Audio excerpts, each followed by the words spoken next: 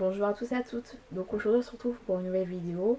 Aujourd'hui je viens vous parler du premier tome de Seasons, Un automne pour te pardonner, de Morgane Moncomble, donc aux éditions Hugo Roman. Et on va y aller très rapidement.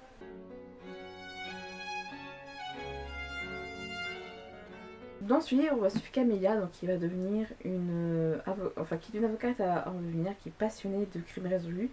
Ça va dire que ça tombe bien, parce qu'elle vient d'apprendre par un notaire, par quelqu'un, que Rory Cavendish, son ancien bourreau au lycée, vient de mourir, et que le meurtrier serait nul autre que Lou McAllister, un ami et membre du groupe de Rory au lycée, qui était lui aussi l'un de ses bourreaux au lycée, qui était également évidemment le meilleur ami de Rory, tiens à préciser. C'est un garçon qu'il a humilié 10 ans apparemment avant les faits, dont elle s'en souvient encore parce qu'elle a encore les stigmates, on parle de harcèlement. Lou, c'est un peu le vilain petit canard dans l'histoire.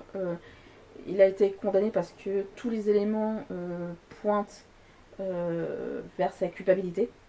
Sauf qu'évidemment, Lou n'a pas souvenir de ce qui s'est passé précisément au moment du meurtre.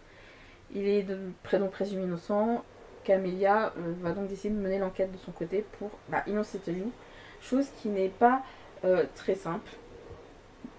Parce qu'on se rappelle que, évidemment, Lou a harcelé Camélia jeune. Donc, peut-on vraiment pardonner son ancien bourreau et l'aider à prouver son innocence? Telle est l'histoire de ce romancier.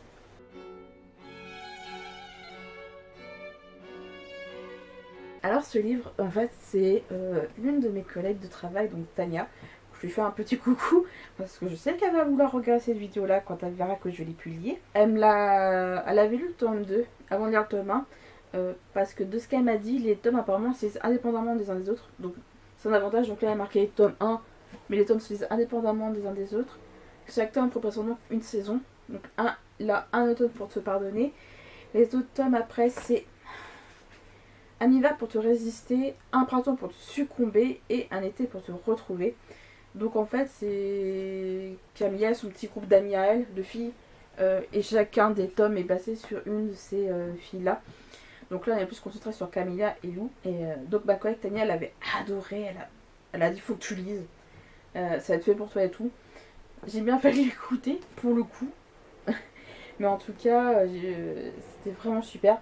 Alors, sachez une chose, c'est comment vous expliquer que ce livre m'a matrixé sans vous spoiler. C'est un livre qui est plein de rebondissements, qui est vraiment qui est pas mal intense. Il fait un peu plus de... il fait 424 pages. Mais on a du mal à croire qu'en 424 pages, il se passe tout ça. Ça fait longtemps que j'avais pas lu de roman aussi épais. Le fait... alors dans celui-ci, il y a le fait que Rory est mort, en fait, et lors de son testament, il va tout simplement lancer un jeu de piste. Donc c'est un membre de son groupe. Donc il y a une dénommée Sky qui est donc sa petite amie. Gideon qui était un membre du groupe. Alastair, je pourrais mal prononcer son prénom. Alastair, voilà. Alastair qui est le frère jumeau de Rory. Il y a Lou évidemment, même s'il s'est retrouvé en prison après la mort de Rory. Et Camélia, son ancienne victime. Et en fait il va se retrouver à avoir un certain jeu de piste qui va être amené après la suite à un testament. Ça m'a beaucoup fait penser à In Etern's Game que je vous avais déjà parlé précédemment sur la chaîne, où en fait où le mort via son testament va lancer un jeu de piste vivant. Sauf que là, ça va emmener à la résolution de l'enquête et sur qui a tué Rory. Donc c'est vraiment c'est un peu ça. Il y a un peu ce côté un peu thriller au-delà de la romance qui était vraiment plutôt intéressant. Ce livre traite aussi de la rédemption, dans le sens où, comme je disais, Camélia était victime du couple de Rory, mais notamment de Lou, parce que c'est lui qui avait tout commencé cette histoire-là. On le voit très bien avec le prologue. Et en fait, c'est est-ce que tu peux pardonner à tes anciens bourreaux, malgré tout le mal qu'ils t'ont fait, après tout ce qu'ils ont subi, ce qui est le cas ici, parce que Camélia va prouver l'innocence de son ancien bourreau. Enfin, là, c'est son ancien bourreau. Donc, évidemment, il dit, je veux bien t'aider, mais je te fais pas confiance. Il y a un peu ça. La confiance aussi fait partie de ce sujet-là, parce que, car non seulement, les personnes certes, mais dans le cas de Lou, tant qu'il n'est pas jugé, il est présumé innocent, va le prouver malgré tout ce qui s'est passé. Ça a été très compliqué, on va pas se mentir. Mais évidemment, Camilla va tout donner, mais ça reste très compliqué. Parce qu'évidemment, comme je disais, c'est un débat, c'est ben, je te fais pas confiance, mais je fais tout. Lou n'aide pas forcément dans ce sens-là, enfin les deux. Lou, évidemment, c'est de faire le premier pas, c'est pas le truc de je t'aime moi non plus, mais il y a un peu ce truc de.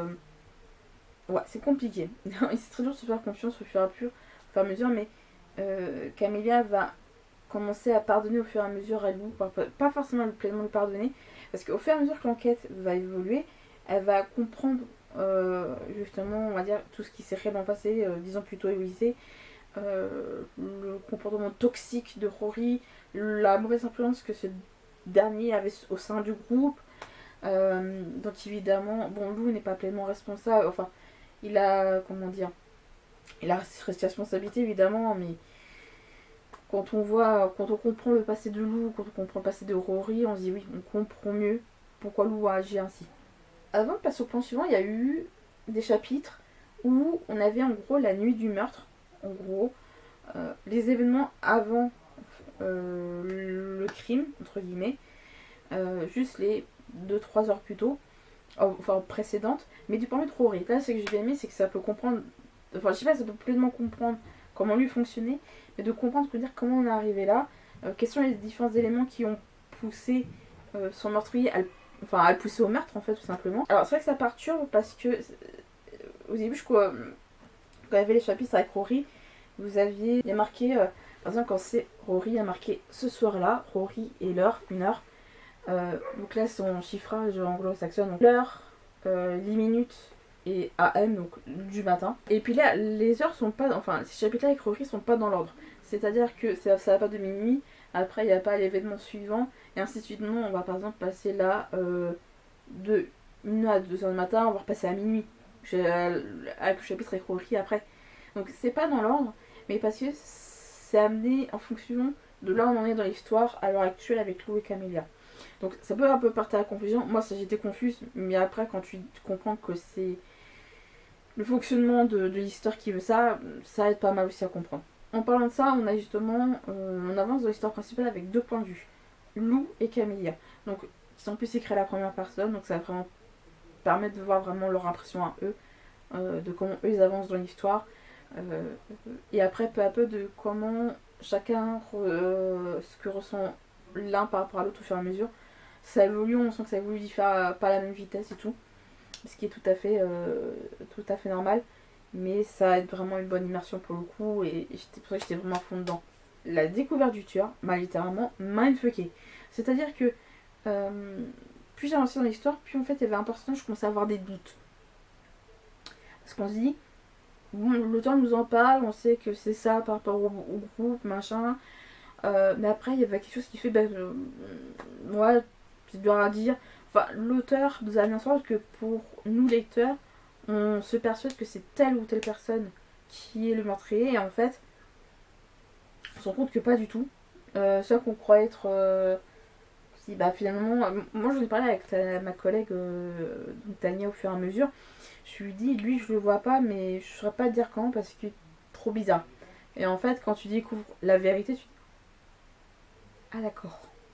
Mais est-ce qu'avec le recul, je peux lui m'attendre à que ce soit lui? Pas spécialement, parce que oui et non, mais après, quand ton explication dit bon, c'est logique, tu dis avec sa personnalité à lui, c'était pas étonnant qu'on en arrive là, tout simplement. Alors, comme je disais tout à l'heure, la relation Camilla-Lou, je sais pas que si je t'aime non plus, mais c'est que. On dit souvent que les opposés s'attirent, mais quand ça commence à trop se rapprocher, ils s'en éloignent au fur et à mesure, c'est un peu ce truc-là. Ils vont se rapprocher. Est-ce que Camélia. On peut comprendre Camélia, comme je disais, elle a souffert de son harcèlement.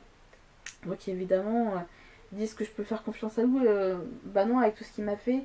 Mais plus plus je le côtoie, plus je m'attache à lui. C'est très très perturbant. Est-ce que Camélia a subi le syndrome de Stockholm? Je pense pas, vu que justement je disais, il y a un peu cette. Elle a su mettre un peu ses distances, mais ça se rapprocher. Puis aussi ce rapprochement vis-à-vis de Lou.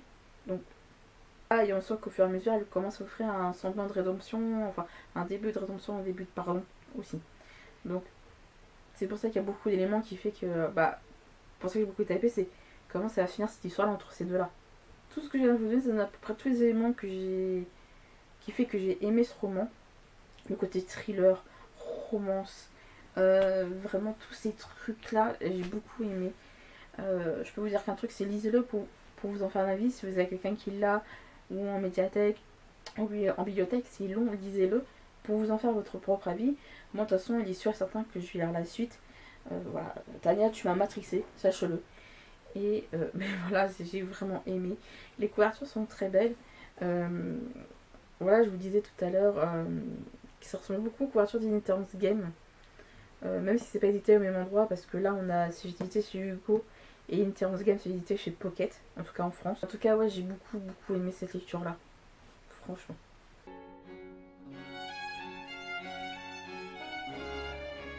Ma chronique sur Un automne pour te pardonner est terminée. J'espère qu'elle vous a plu. N'hésitez pas à me dire si vous l'avez lu, si ça vous tente ou pas du tout.